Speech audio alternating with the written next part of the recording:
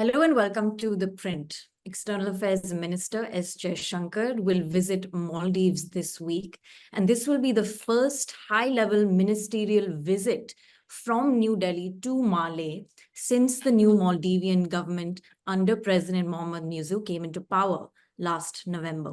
As we know, ties between India and Maldives have been strained, and to unpack the significance of Jaishankar's upcoming visit, we are joined by Fayyaz Ismail, who is the chairperson of the Maldivian Democratic Party, the MDP, which is the primary opposition in the Maldives.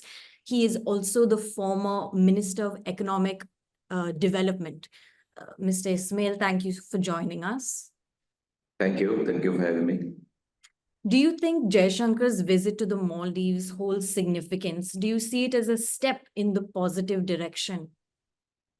Well, I hope it does. From the side of MDP, we are hoping that this will continue the sort of warming or resetting that we saw recently, and hoping that that was not just a ruse, and that the government is serious about enhancing and developing the already existing relations that we had with India. So we are not aware of what the exact nature of the visit is, but we are hoping that India and Maldives, the friendship trajectory that we were able to create will continue, because it is vitally important for both our nations that we have good relations in this region, for various reasons, including our dependence, especially the Maldives' dependence on India, and also to a certain extent India's dependence on Maldives for its geopolitical protection and security in the entire Indian Ocean region. So yes, we are hoping that this will be a good continuation of the warming relations that we hope had started a bit earlier with the current regime. That this will be that India will continue to support the government on the development efforts and on so many other areas that we had before. What you said is true. Maldives is strategic for India, given where it is located, and also the island itself and the Maldivian people, of course. There has been a perception that since President Muizzu came into power, that Maldives has inched further into China's orbit. But do you see the government trying to rebalance its foreign policy at all? Well, unfortunately, it is very difficult to make a prediction about this government.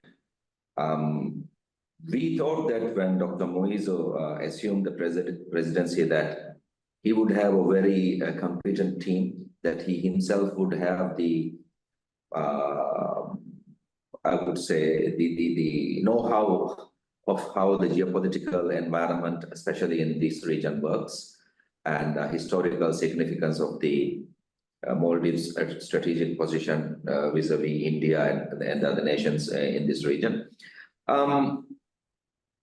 We have seen the government flip-flop so many times on so many issues that we are keeping our fingers crossed, hoping that this will be the real resetting of the relations. But unfortunately, we don't know. To be very honest and frank, we don't know how this government operates, what their thinking is. What we know is definitely Dr. Muizzu's government and its many other manifestations in the form of previous parties like PPMP, PNC, DRP, PEA, etc. They have a tilting towards a specific tilting towards China.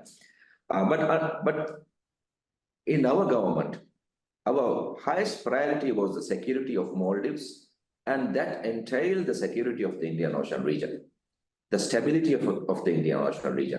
So that was our main foreign policy goal as far as this region was concerned. And that entailed the good relations with our neighbors.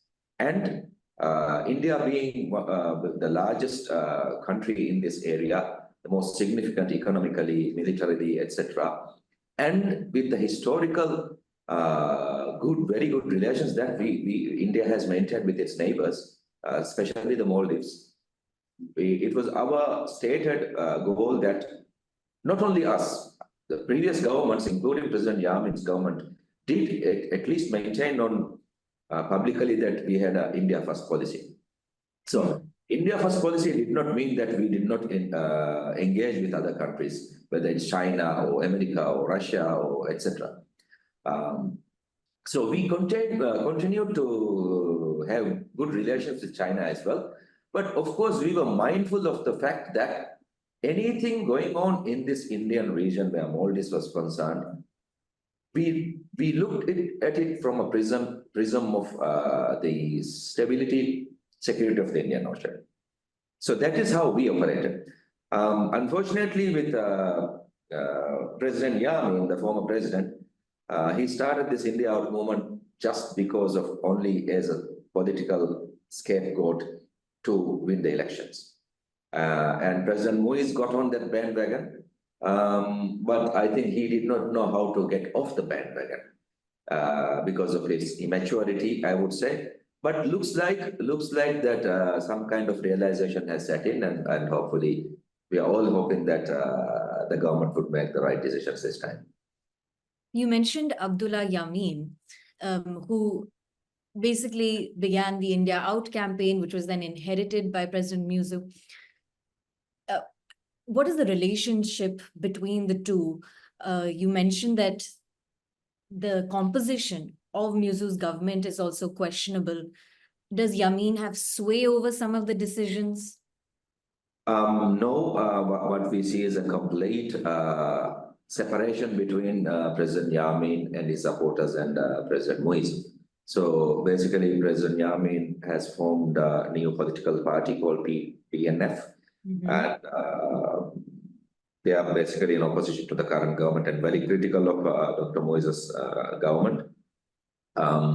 So I don't see that influence continuing now with the current government, and I don't see any reason why Dr. Muizzu should have any hesitation in doing the right thing. With Jaishankar coming to the Maldives, he's likely to call on his counterpart, Musa Zamir, potentially also the president, and maybe, as you mentioned, other parts of the political spectrum, including Mr. Yamin. What we see in India as the main focus of the talks will primarily be the strategic relationship between the two countries, as well as the economic relationship, given Maldives may be realizing debt to the tune of $1 billion by 2026. So its economy, which relies heavily on tourism, is also in a dire way. What do you think will constitute the main topics of discussion when Jaishankar meets his Maldivian counterpart? As you have correctly stated, for the current government, the main difficulty at the moment is public finances. It's not a matter with our economy. Our economy is performing strongly with a strong comeback from the time of COVID-19. What the problem is, the management of the government finances. The current government's inability to continue the pathway that the past several governments had taken, because we have, to be very frank, since about 15-20 years back, all the governments have borrowed in order to deliver much needed services to the people. I mean, the people do not want to wait another century to get sanitation and clean water, you see. So any government is forced to obviously borrow like any other business who goes and borrows loans in order to get future profits. So all the governments have been doing that, and sometimes irresponsibly, and most of the time I would say very responsibly. Unfortunately, nobody foresaw situations like the COVID, the Ukraine war, etc., and even in previous regimes like the financial crisis of 1997, I think. So all this had impacted on our debt situation for the government. But everybody, all the governments before Dr. Muizzu have been traversing the challenging pathway with great acumen and foresight. So unfortunately, with Dr. Muizzu, what we have seen is a total incapability and incapacity to understand and carry this forward. They were, I would say, I'm a bit ashamed to even say this, but I think they were hoodwinked by a lot of people who had promised that money will be available, financing will be available, it will be very easy that they will be able to arrange this kind of thing. So that is why I think Dr. Muizzu had been a bit, I would say, rude towards India, especially some of his deputy ministers. So I think they were very confident that they were able to manage that situation, and that they would be able to source alternative fundings in order to carry forward. But I think the hard reality has now been, they are facing that, and they are coming to an understanding that this is not an easy thing. You need a lot of foresight and diplomacy for a country like Maldives to perform at the level that we are doing. And that has to be done with a lot of friends around you. Public financing being an issue would also be a concern for a partner like India, which has a lot of development projects in the Maldives. I suppose China too would have this concern, though there might be different circumstances with that relationship. I was also curious to ask you about the functioning of the parliament. We saw with the recent parliament elections this summer, the MDP York party initially had a majority, it lost its majority, and Muizzu's alliance won a majority of the seats. Since then, how has the functioning of parliament and the passage of bills been? Well, yes, unfortunately, we were completely routed, I would say, in the parliamentary elections, but that is quite normal in recent politics in the Maldives, where the governing party was actually able to amass a significant majority in parliament. I think those are things that we need to address going forwards as a nation to ensure the separation of powers and accountability, but that's something which probably will happen in the longer run. Yesterday was the 16th anniversary of our new constitution. I think we have come a long way from a complete dictatorship to a significantly free country, and a lot of things that the political class needs to do. As far as the current parliament is concerned, well, we have not yet seen any overt public measures to curtail the freedoms of the public, but the passage of bills, obviously, it will pass as the government votes with an opposition of only 12 members in a parliament of 93 members. So we don't have, unfortunately, any sway on that.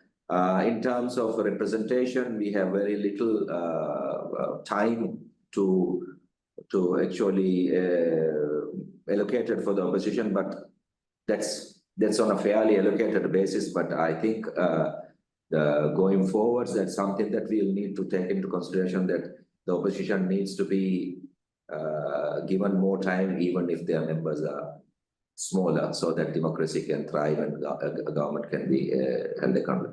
So far, we do not see major issues, but unfortunately, we see concerning signals being all over the place, like certain curtailments of the freedom of expression, which initially the government started doing, like blocking some news websites, etc. But for the moment, we don't see any more development on that side.